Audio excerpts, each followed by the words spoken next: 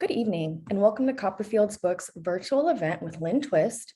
My name is Jamie Madsen. I'm the events director here at Copperfields, and I will also be your host for the evening. So just a couple notes before we get started. The format tonight will be a conversation anywhere from 25 to 40 minutes, and then we will be opening up to a live Q&A.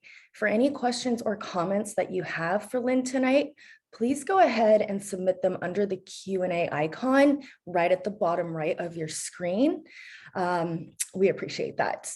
And I will be sharing links in the chat box if you want to keep that up for how to purchase tonight's title. So now I'm really thrilled to introduce tonight's author.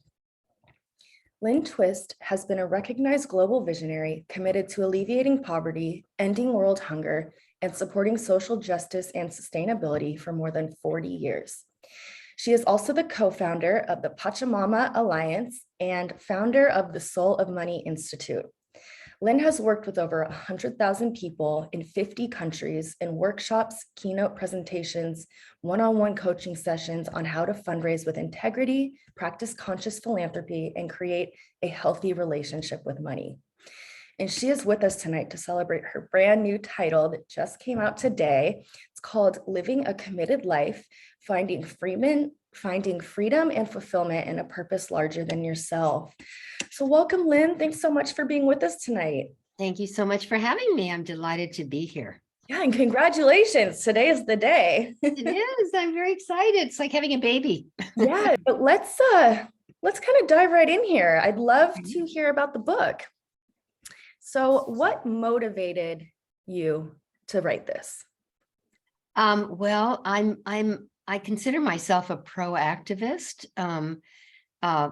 Some people would call me an activist, and I am that. But I'm also very much of a pro-activist, meaning I stand what I'm for rather than what I'm against. And activism is sometimes all about being against, and I'm actually all about being for. And that doesn't mean that I don't see what's between me and the commitments that we all have for the world. But I'm not against that. I'm more about unraveling it, honoring it, and completing it so that we can have the world we want. And so I stand in what I'm for. So I call myself a proactivist, which means that I'm out there in the world. So I worked for many years with the Hunger Project on ending world hunger. I was lucky enough to work directly with Mother Teresa in India, with Archbishop Tutu in South Africa, people, that all of us just, can't even, I had to pinch myself that I even knew them. And then also really on the ground with people in Ethiopia, Ghana, Senegal, Guinea-Bissau, Gambia, Bangladesh, India, Sri Lanka, places like that. And then for many years, also now working in the Amazon rainforest with indigenous people, with 30 indigenous tribes, the Zapra, the Chwara, the Achwar, the Andwa, the Kofan, the Kogi, all these amazing indigenous groups. So I'm really in the trenches, and I'm working also with the Nobel Women Peace Prize laureates on stopping violence against women and girls. And those kinds of activities really take a lot of energy and travel. And so writing a book isn't really kind of my thing. I always thought of writers and authors as people who enjoyed being in a solitary situation where they could just be quiet and write. And that's just not me. So I don't think of myself so much as an author, but I have so many stories. And I know all these amazing experiences that I've had couldn't possibly just be for me, that I'm the instrument of something, and other people should have access to a lot of the incredible people and experiences that I've had. So people pushed me for years to write the first book, The Soul of Money, and eventually I got myself to do it with the help of a collaborative writer who helped me write it. Great. And then this book, Living a Committed Life, really was catalyzed by a man named Jack Canfield. Now, Jack Canfield is a very, very prolific, best-selling author. Yes. Jack Canfield has sold 500 million books. I'm not kidding. I mean, million, 500 million books. He's the author of the Chicken Soup for the Soul series, which is books that have been published in 117 countries, and I mean every language on earth. And he's a very, very prolific writer. And so I was in a conference with him, and I gave a speech that he was facilitating the conference, and he spoke, and I spoke. And after I spoke, and he's a friend of mine, he said, Lynn, your stories are so inspiring and compelling, the things that you've seen and what you've experienced. It just has to be in a book. And I said, Jack, you're the author. I need to keep doing this stuff. I can't stop and write a book. And he said, well, look, I'll make it easy for you. You come to my house in Santa Barbara, where he lives. I'll gather 20 of my friends in my living room. You and I will sit on a bar stool in front of them. I will just ask you questions and tell you and draw the stories out of you, story after story after story after story. We'll record the whole thing, video and audio. We'll get it transcribed, and that will be the beginning of your book. And he did that. He actually did that for me. He's such a good human being, such a kind, generous, wonderful friend. So that happened. Then I had, hundreds of pages of transcription, and I still let it sit in my office. Actually, I'm in my office now. It was all kind of over there where I didn't want to go. And then my friend, another God sent angel, Mary Chase, said to me, well, I would love to help you make this into a book. I'm a collaborative writer, and I knew she was, and she and I had been working together on other things for many years. She said, I would love to get this thing into a book. So I will work with you. I'll just give me 3 or 4 hours a week. I'll come over to your house. We'll kind of knit the whole thing together and make sense of it, and it'll be a book. So I finally said, okay, if you help me with it, I'll do it. And she did. And so for the last 2 years during COVID, Mary and I worked on taking the hundreds of stories, cutting them down to maybe 50 stories, making it into a book that actually made sense, with different distinction of what it means to live a life of commitment. And so without Jack Canfield, thank God for him, without Mary Chase, there would be no book. So, and what catalyzed it really is people, many, many, many people saying these stories need to be available to people. And I knew that, but I just didn't know how to make it happen. So thank God for Jack Canfield. Thank God for Mary Chase. And that's the real answer to this question. And once I got into it and started getting it into a book, I realized it was my vision too. I just love that story. It's so clever, and it's what a great idea for a way to write your book.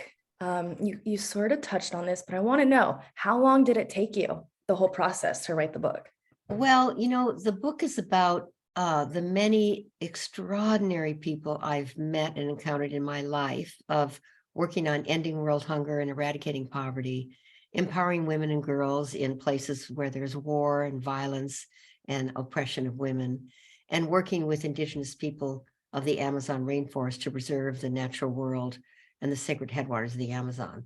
So those kind of 3 distinct arenas that I've been in have been a lifetime, really, 40 years. So in many ways, you could say all of those experiences are part of this book. So you could say 40 years, or you could say, to actually write the book, I was trying to remember when Jack did this wonderful thing at his house in Santa Barbara, Jack Canfield. And I think it was like 4 or 5 years ago. And for a lot of that time, nothing really happened because I didn't deal with it. But then once I did deal with it, it took maybe, Mary can help me with this if she's on the phone here with us, Mary Chase, who helped me put it together. I'd say it really took about 1.5 years or 2 years. And COVID was helpful because I stopped traveling and I had to stay home. And that gave me the time that usually I'd be in the Amazon, or I'd be in Africa, or I'd be in New York at a big meeting, to really focus on putting this into a book. So I'd say a couple of years of putting it into a book, and then a lot of years of garnering the stories through the experiences of being a pro-activist. Wow, you must have put, your COVID time to good use, not just making sourdough. Well, I'm wondering if you can touch on what you mean by a committed life. Well, a committed life, very much in the title of the book, which says Living a Committed Life, Finding Freedom and Fulfillment in a Purpose Larger Than Yourself. And the subtitle, Finding Freedom and Fulfillment in a Purpose Larger Than Yourself, is in one way the answer to your question. A committed life is having a commitment that's larger than your life starring you. And, when we're born and raised, we're raised to take care of ourselves and be good people, but we sometimes get all kind of engaged and involved and entangled in, are we good enough? Am I smart enough? Am I thin enough? Do people like me? Did I say the wrong thing? Do I know what I'm doing? Am I evolved enough that we're in a kind of conversation with ourselves about our doubts about ourselves, our worries about ourselves, our anxiety about whether or not we fit in. And that actually is such a loud conversation for most of us. And when you live a life of commitment where you make a commitment larger than your own life starring you, all of those noisy conversations, often they're quite negative, doubting yourself, worrying about yourself, being anxious about yourself, move actually to the background. They're still there, but the noise calms down. It's not so loud. And they're still there because we're human. That's part of being a human being. But they just don't bother you so much because you have a commitment that sweeps you off your feet. And you are all about making that happen. And you don't have time to entertain all these conversations about whether or not you're good enough or tall enough or short enough or cool enough. All of that stuff doesn't matter anymore so much. What you really want to do is make a difference with your life. And so, my view, you could say my philosophy, I'll say it's an assertion, or at least my way of seeing life is given to us. It's a gift. It's a gift, and we have the opportunity, not the obligation, but the opportunity and the privilege to give it to something larger than our own life starring us, larger than trying to make ourselves happy or making ourselves okay. And when you commit it to something larger than your own life starring you, what happens is it's miraculous, because your commitment reaches back and makes you into the person you need to be to fulfill it. In other words, the commitment starts to shape you into the kind of person who can fulfill a commitment worthy of giving your life to. And we often think that it's the other way around, that you need to be all together and with it and have, this degree or that degree, or have it all together before you make a big commitment. But I have found it to be almost the opposite, that a big commitment forges you, shapes you, molds you into who you need to be to fulfill it. I think about people like Mahatma Gandhi, Martin Luther King, Jane Goodall, extraordinary people we admire. Sometimes we think, well, they were just born smart, born committed, born eloquent, born, intelligent, passionate. I think not, actually. I think they were born like you and me, ordinary human beings doing the best they can to make something of themselves. And then they were kind of struck or called, or they paid attention, which we can all do, to what's calling for their participation, what breaks their heart, what opens their mind, what makes their heart sing. And they followed that and found, yes, that's what I'm committed to. That's my dharma. That's why I'm here. That's who I really, really am. And once you find that, to discover that, and it's in all of us, it's already there. It's not out here somewhere. It's inside of us. Once you discover that in yourself, when you tap into it, when you start to know it, it shapes you into that extraordinary human being who can make that commitment real. And so when I say living a committed life, finding freedom and fulfillment in a purpose larger than yourself, freedom is freedom from all the noise and free to be yourself, and fulfillment to do something that means something to you and means something to the world, meaningful, something that really, really makes a difference, something that leaves your mark. And it's not about you, it's about the difference you can make. So that's what living a committed life really is. And I think everybody, and I really want to say this to everybody born at this time in history, if you're alive and breathing and listening to this conversation, if you're alive right now on planet Earth, I think you have a role to play. There are plenty of things to work on. I mean, we've never seen so many crises all at once. So there's plenty of ways to use your life, to contribute your life, to make a difference with your life. And if you're alive and today, it's a kind of, I like to say it's an all hands on deck time. It's an epic time in history. Everything's breaking down. Everything needs work. Everything is in crisis. And who can turn it around? All of us can. Each one of us has a role to play. Maybe not a big role, maybe not a small role, just your role. And when you discover that and you play it, it makes your heart sing and you make a difference. And it's not that there's no effort, but in some ways it's effortless.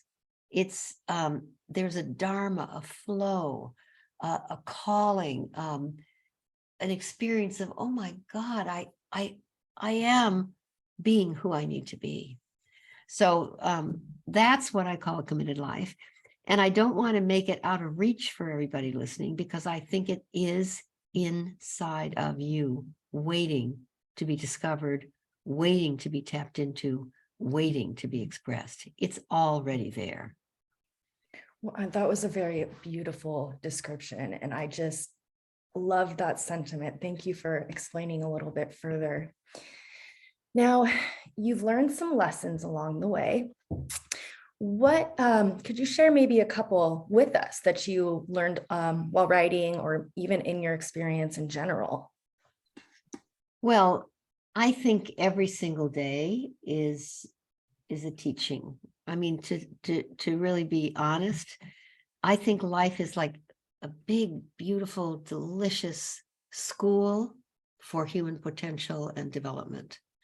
Our heartbreaks, our breakdowns, our upsets, all of it is a teaching. If we hold it that way, that's a context that I recommend, a frame. When I say context actually informs the content. So, for example, when you have a breakdown, like, for example, I got very sick when I was working for the Hunger Project. I did a lot of traveling. I was in India a lot, where hunger persists very, very intensely, especially in the 80s and the 90s of last century. And I spent a lot of time in sub-Saharan Africa, where there's a lot of challenges. And at one point, I realized I had malaria. Oh, wow. And when I had malaria, first of all, I didn't know I had malaria. I just knew I was sick. And I had to stop working. And it was right at the same time when the indigenous people of the Amazon had started sending dreams to the modern world, asking for contact for an uncontacted peoples called the Achuar. And I received a series of dreams that I didn't understand, and visions. And they were the messages and the calls from the Achuar people in the Amazon. And I did not know how to deal with it. I didn't know what was happening to me. I thought I was hallucinating. It was very confusing. But through the good graces of a friend, John Perkins, who had worked in the Amazon for many years by then, he said, Lynn, these visions you're having are the Achuar people. They live in Ecuador. They live in the what's called the Oriente, in one of the most remote rainforests on Earth, right on the equator, a most biodiverse rainforest, a beautiful, pristine, untouched rainforest. And they've had very little outside contact, but they've decided to make contact with people they can trust, to begin contact, to prepare themselves for the contact that they see as inevitable with the modern world, which could be dangerous for them. And they're calling to you, and you need to go to them. So that amazing experience was taking place at the same time that I was getting malaria.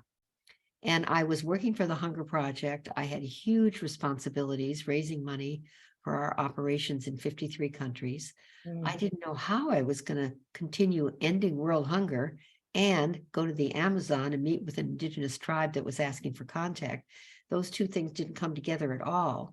But then I got really, really sick and I couldn't do anything. All I could do is focus on getting well. When I had malaria, it took me months to get well. Oh, By the time I got well, the Hunger Project, where I had huge responsibilities, had to scramble to replace my leadership, and was by the end of the 9 months that I was sick, they were able to replace me, and they were doing really quite well.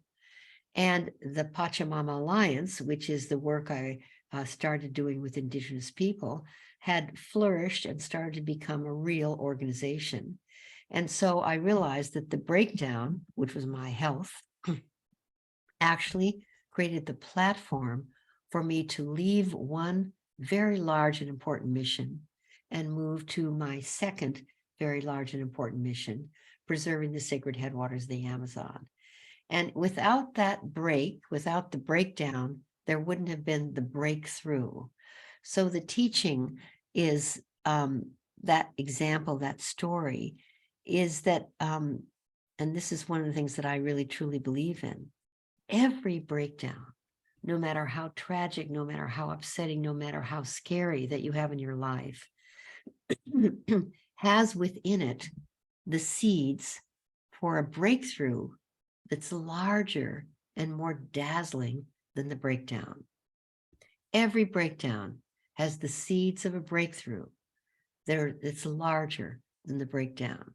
And you need to be attentive, or you have the opportunity, let's say, to be attentive in the breakdown to find those seeds of the breakthrough, water them, fertilize them, and have those seeds grow and pull you out of the breakdown into the breakthrough. So that's one of the examples that I have from my own life, but I've seen it over and over again. And I tell many stories in the book about people who've gone through severe breakdowns that have turned into huge breakthroughs. And I'm sure people listening would say the same. You know, a cancer diagnosis sometimes is the worst thing you could possibly hear. And yet, some people would say, without the diagnosis of cancer and the work to go into remission, I would have continued living a life that was inauthentic for me.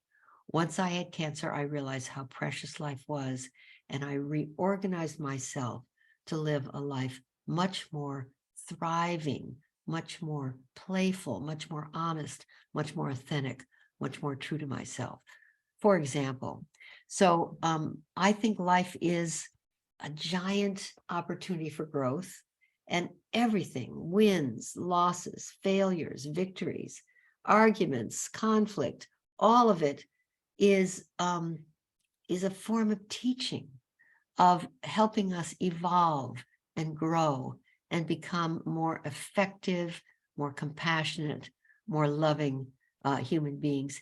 And even the pandemic, which is a huge breakdown that we've all been through and we're still in it, one could say it's the mother, the earth, everything comes from her, including the virus, giving us feedback and disrupting our lives so we would relook and rethink and reimagine how we're living, given the climate crisis, which is also huge feedback from the mother, so that we will rethink the way we're living, because we all know in some way we're off course. And it's very hard to get, to stop the way we're living. So you could say that even these things that have been so painful and so tragic, people have lost their lives, their businesses have failed, the economy is tanked, in many ways is a breakdown that has in it the possibility for a breakthrough for the human species, for all of us to create a kind of human experience that's more consistent with the natural world, that's more loving and reverent for the community of life, that's more respectful for future generations, and more about realizing that we are each other and that we're all in this together. It's wonderful. And you started to touch on this, but can you tell us a little more about why it's so relevant right now, this book? Well, because we're in an epic period in history. no generation of humankind has ever faced the multiplicity of crises that we face right now. Mm. You know, I have grandchildren, and when I was growing up, no one was worried about whether or not there would be a future. Right. No one was worried. I mean, I remember when I got into high school, we were talking about a possible nuclear war. So there was that started to happen when I was a young person, but this is really serious business. The climate crisis has changed everything about the way we think, the way people decide whether or not they're going to have children. You know, do we have a future? Is our species going to make it? The earth will be fine, but will we? Will the community of life allow human beings to continue living the way we're living, so destructively, so with consumptive patterns that are just off the wall? And we now have, as of November 15th, 8 billion people on this planet. We passed the 8 billion mark. It's no longer 7 point something billion, we're 8 billion people. And Gosh. so we're now at 8 billion. We really need to pay attention to, you know, this time in history is really epic. We have a climate crisis, we have a political crisis, we have an economic crisis, we have a health crisis, we have an education crisis. You know, we have a crisis in every major institution that makes up our global society. And so what does that mean? What is that saying to us? It's actually giving us the opportunity to take an evolutionary leap. It's giving us the opportunity to live in a sort of new epic way that matches the epic times we're living in.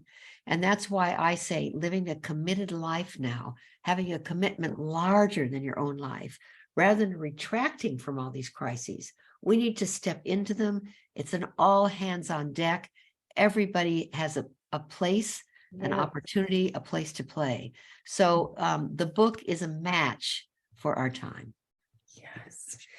Well, I love hearing you talk about your stories. I'm wondering if you can tell us another story that maybe illustrates why a committed life is so powerful.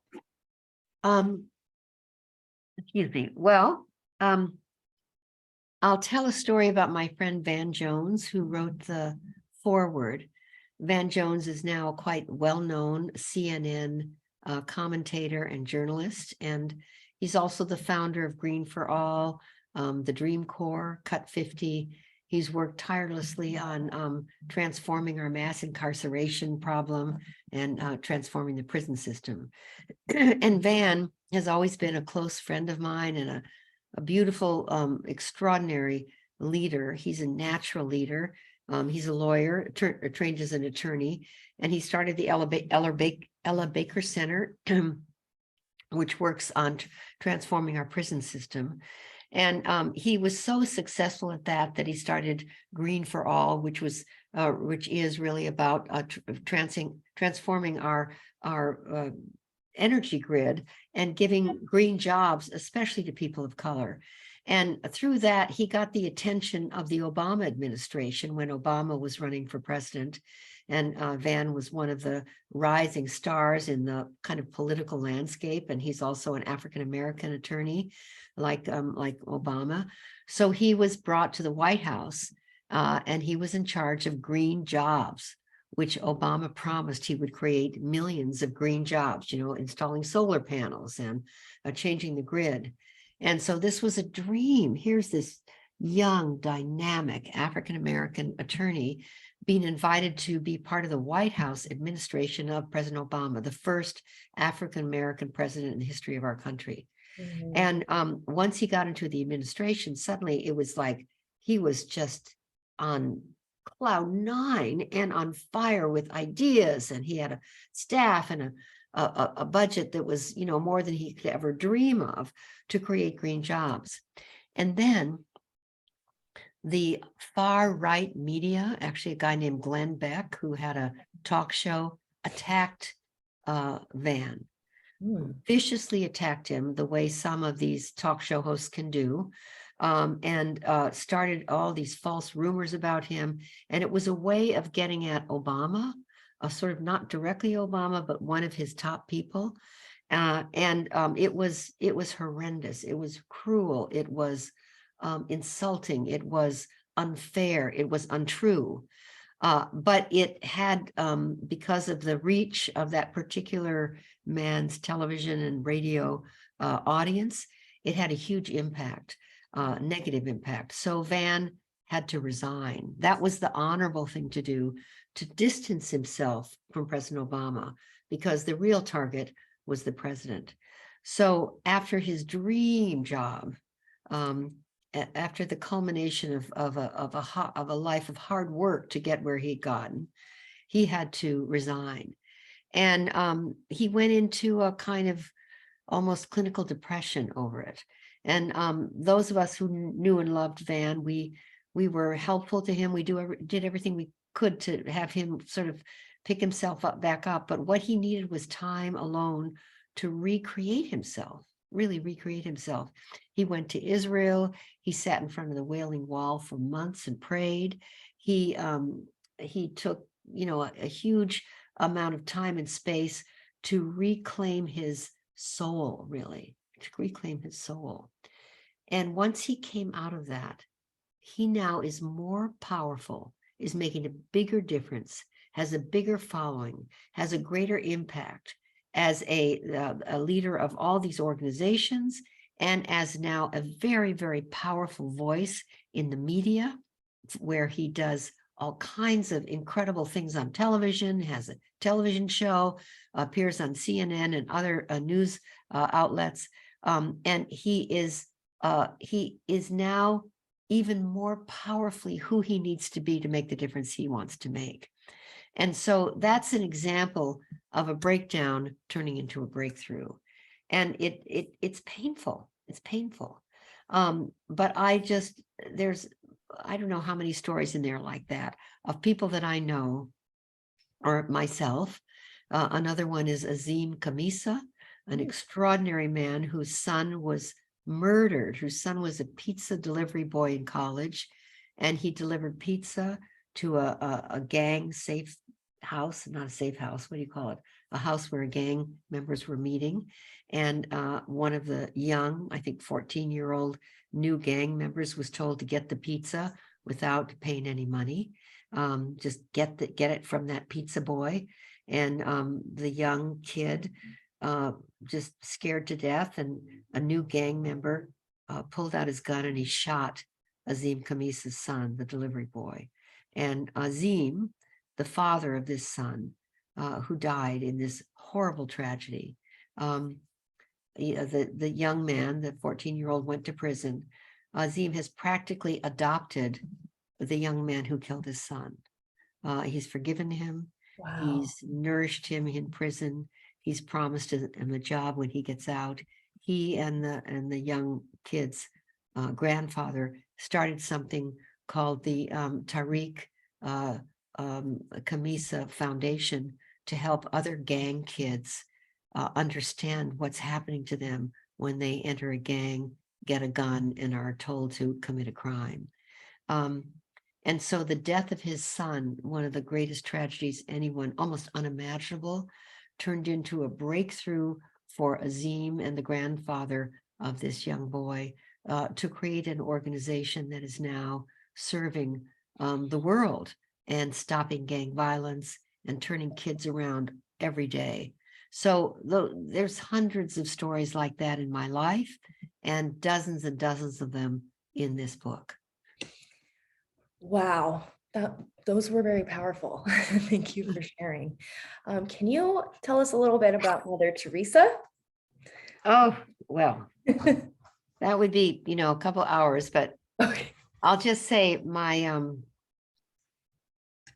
I was raised as a Catholic, and any Catholic and anybody who is not even a Catholic, knows that Mother Teresa was really a living saint. But for me, as a little girl growing up Catholic, I thought, oh, I would love to meet her someday. Maybe I could be a nun and then I could work with her. I had all these dreams for myself. And then I didn't really pursue being a nun, as you can see, but I did pursue ending world hunger. And that took me to India. And when I was in India, I had the great good fortune and really what it's more accurate to say blessing of meeting Mother Teresa and then sitting at her feet and learning from her. And Mother Teresa didn't talk a lot. She was all about action. She said, to know me is to know my work was one of the great phrases she said. To know me is to know my work. So I got a chance to work with her.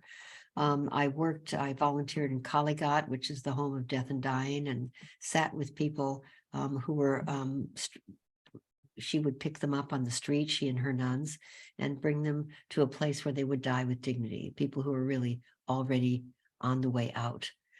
So it became a kind of a hospice training for me.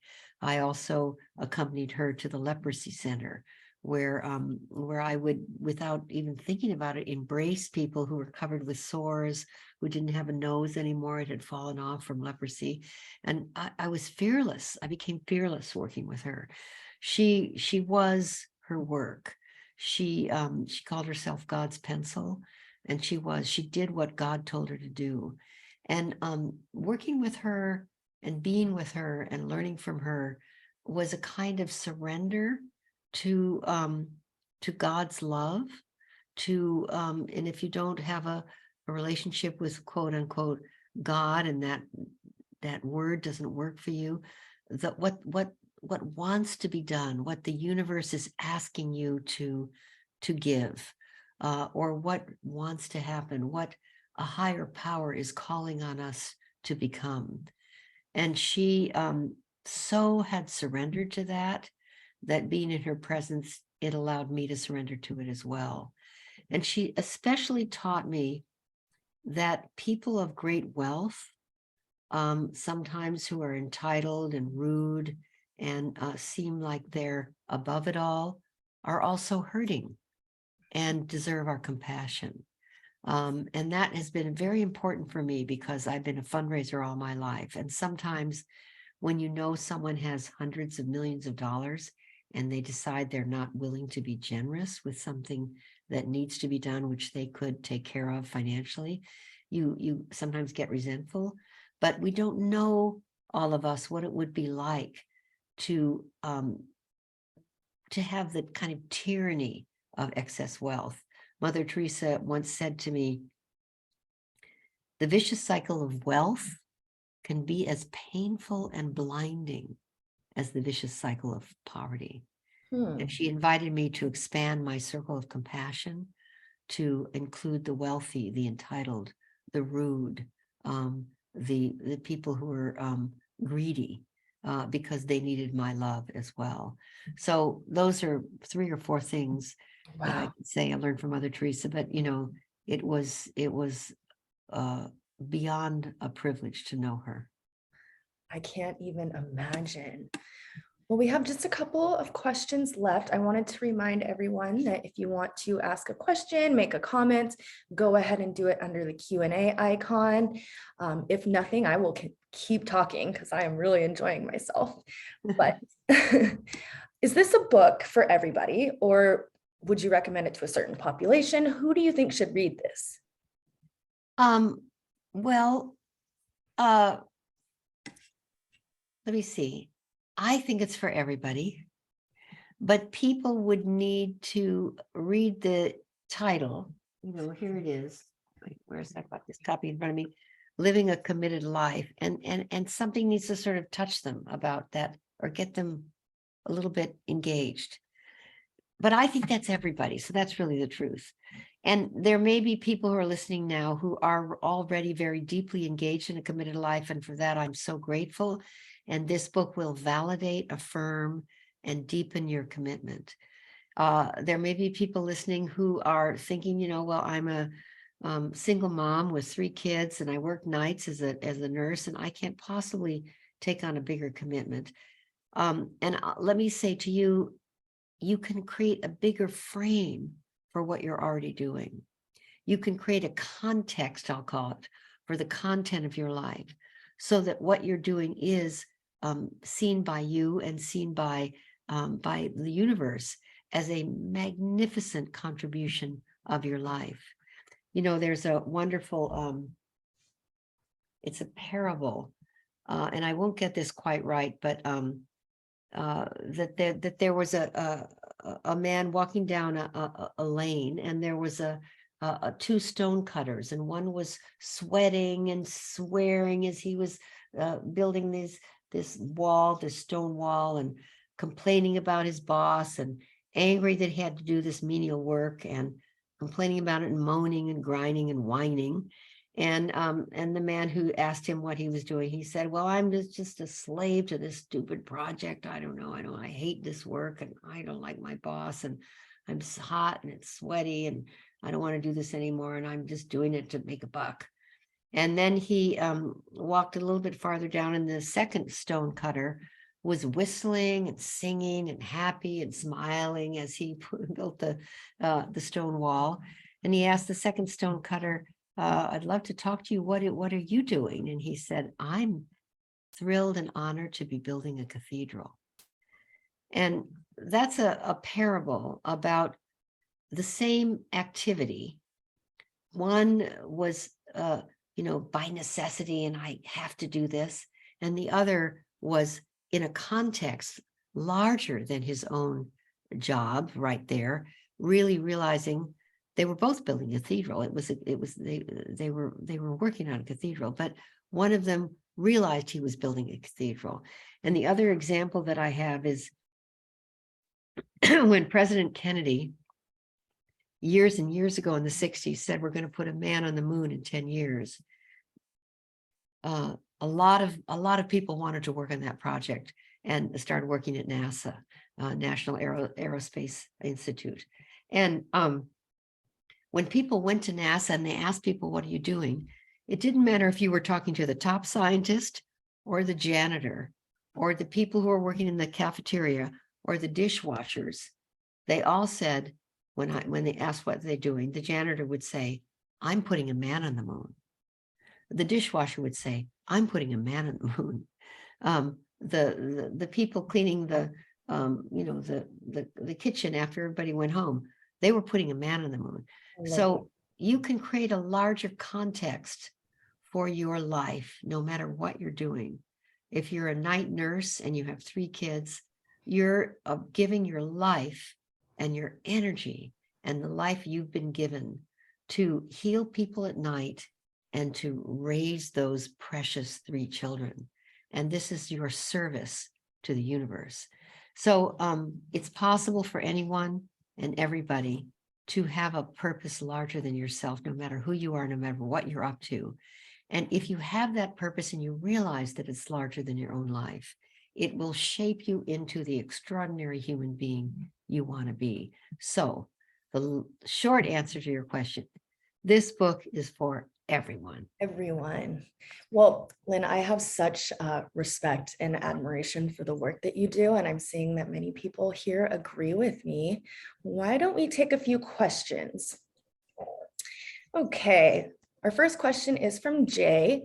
Thank you for all that you do in your leadership, Lynn. I finally had time to read your first book again during COVID, and I was very much impacted. My committed life is to help people know what they know to thrive while the healthcare crisis deepens. Many miracles and remissions are happening. I am here to support that, but thank you so much for your words of wisdom. So I guess more comment. That's a lovely comment. Thank you, JM. I appreciate that very much. And hopefully you'll read this book or buy this book. Today's the day it's released. So this is a really good day for our numbers, for people to buy this book, 2 or 3 or 4 copies of it today or this week. And I think it'll have the impact Soul of Money, which is my first book, had on you. So great. Get it on the bestseller list today. Yeah. So we have another question here. How can someone maintain a commitment when feeling really burned out and discouraged? Well, I have a story that I can tell and answer that question. I believe that burnout is a function of being disconnected with source. And source is whatever it is that you consider as a higher power than you. It could be the natural world. It could be your commitment to family. When we get disconnected from what's our source, that which makes our heart sing, we can get burnout very easily. But when we're connected to source, we have superpower. We can stay up all night. We can work, straight for 3 days without having a break and be okay. You do need to take care of yourself. I have a wonderful respect for self-care. And I think that's really important. And sometimes we get burnout and discouraged because we get disconnected from source and disconnected from our heart. Even the word discouraged means disconnected from our courage, discouraged. And courage comes from the heart. So you kind of need to resource yourself for what's that taproot that makes your heart sing. You do need to take care of yourself. Yes, I'm not denying that. But it's really about staying in touch with what makes your heart sing. And I said this earlier in something I did this morning with another group. There's a phrase that I like to remember when I'm getting a little bit close to the edge, where I'm started falling over an edge and being too tired or too exhausted. And that is to cultivate the lilies in my life and avoid the leeches. Cultivate the lilies and avoid the leeches. And that can be people as well as projects. That can be relationships as well as tasks. Manage your energy, not just your time. And also know that everything isn't yours to do. Sometimes you need to ask yourself, what's mine to do? And release some of the things that aren't yours to do, that really belong to other people. And then you'll see that they may be ready to take that from you. So commitment is challenging. Commitment takes courage. It takes heart. And when you're burned out and discouraged, often you need to go back to what sourced your commitment in the first place. Get back in touch with that taproot, that inspiration. And also remember that if you're one of these people who's out to make the world work with no one and nothing left out, which is a phrase that Buckminster Fuller coined, and it became a phrase at the Landmark work, you have to include yourself in that. If you're committed to making the world work for everyone, that includes you. You're in there too. It's not you and then the rest of the world. You need to be part of the project. So you need to do this wonderful thing that this quote that I love, and it's important for me to remember myself. Drink as you pour. Drink as you pour. It's another way to remember to take care of yourself as you're taking care of the world. So thank you for that beautiful question. I really appreciate that question. Yeah, and we have another question asking if you can repeat that phrase. Every breakdown has the seeds of a breakthrough. They say they love that. And can I use that quote and quote you as the author? Oh, of course you can. Every author loves being quoted. Are you kidding? And you can also, of course, buy the book and just take it right out of the book and say what page it's on and all that stuff. Yes, you have my permission to quote me on anything. Go right ahead. Thank you for asking, though. That's very thoughtful of you and responsible. Well, and we are getting so much positive feedback. People are, really enamored with this topic. I want to remind everyone that yes, it's being recorded, and everyone will receive an email tomorrow that has a link to the recording. It will have the purchase link for the book, for both of her books, and information about her website. It'll have all the info you need. So be on the lookout for that. What's next for you, Lynn? I know you're just now probably on a major tour, but what's got you inspired these days? Well, you know how you do books now is you sit in your office like I'm sitting right now and you do a tour on Zoom. So I've done podcasts and interviews and podcasts and interviews and podcasts and interviews and podcasts and interviews. And with my first book, Soul of Money, in 2002, I went to, I don't know, 40 cities or some incredible number of cities. And you don't do that now because, first of all, COVID kind of prevented us from doing that, but also we've learned that we can get so much accomplished now that Zoom has been invented and that we're working this way. So I'm really grateful to you for being on this wonderful book event. And then today, you know, I was on a early morning 6 a.m. thing Wow. with the Compass group, and there were 487 people on that. And then you wouldn't get that in a bookstore, and you wouldn't get that at a book event.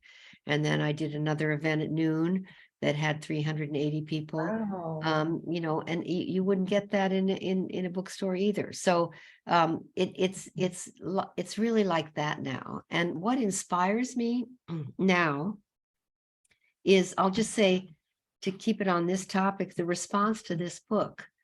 Now people are reading it. Before I was getting ready to release it. Now people are reading it. And you know, it's so amazing when people read what you've written and they tell you that it made a difference. They tell you that it changed the trajectory of their life. They tell you that it validated the deep and profound hunch they had about themselves, that it made them feel worthy of the times we're living in, that it's something they want to share with their friends, that they're buying it for everybody they know for Christmas, that they're giving it as a gift to their company, the 300 people that work in their company, or the 10 people that work that are teaching school at their children's school. That really is inspiring, really inspiring, so validating, because it's very personal to write a book. You know, the book is not, it's about a lot of people, but it's also about me. So I reveal myself in it. I'm, you know, it's risky to tell stories about yourself. So what inspires me is that the book is making a difference. And then that the other thing is that inspires me is now people are starting to write, you know, their reviews on Amazon and Barnes and Noble and give it 5 stars and say how much they loved it. And if you read it and you feel that way, please do that. That's good for us. So that's really inspiring me. And right now I'm in that moment, because today is the day the book's really literally been released, even though the audiobook has been out for a few weeks and people have been listening to it. Now people have it in their hands, you know, they can hold it and read it. And so that's really the truth about what's inspiring me right now. And then what's next for me really is to be the expression of this book in my life, in the work of the Pachamama Alliance in the Ecuadorian and Peruvian rainforest, and really make that work, which is to preserve that part of the rainforest in perpetuity, to put it in permanent protected status, and to empower women and girls to step out of the violence that they've been in these war zones and places where domestic violence is so intense, and to continue my work with the Soul of Money to help people transform their relationship with money and life, and to initiate my work with the Sophia Century, which is my work to have women step into this time in history as never before.